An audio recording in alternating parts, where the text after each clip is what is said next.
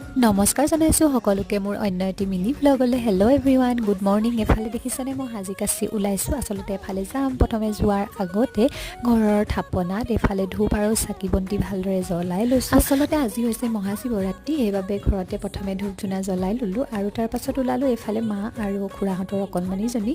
আমি গৈছোঁ ঘৰৰ পৰা অকণমান দূৰতে থকা এইভাগ শিৱ মন্দিৰলৈ। আগতে মই আপোনালোকক মন্দিৰভাগৰ ভিডিঅ' দেখাইছোঁ। আপোনালোকেও যদি মোৰ গৌৰীসাগৰৰ ওচৰে হয় তেনেহ'লে আহিব পাৰে। এইভাগ মন্দিৰ সোমবাৰে সোমবাৰে সদায় খোলা থাকে। এইবাৰ বহুত বেছি ভাল লাগিলে। ভিতৰত চাকি জ্বলাবলৈ পালোঁ, বাহিৰতো জ্বলাবলৈ বাৰু এনেদৰে সুবিধা আছে, কিন্তু ভিতৰতে জ্বলালোঁ। তাৰ পাছতে আহিলোঁ মই মোৰ লগৰজনী ঘৰ, হাতৰ ঘৰৰ ওচৰতে যিহেতু সেইবাবে গুচি আহিলোঁ। তাৰ পাছত তাইৰ লগতে আকৌ আহিলোঁ নামলৈ। ইয়াত আচলতে নাম লৈছে আৰু আমাৰ শৰাই দিয়াৰ বাবে শৰাই ভঙালৈকে যিহেতু আমি ৰখিবলগীয়া হ'ল। প্ৰথমে খালোঁ জলপান, তাৰ পাছত খালোঁ এয়া প্ৰসাদ।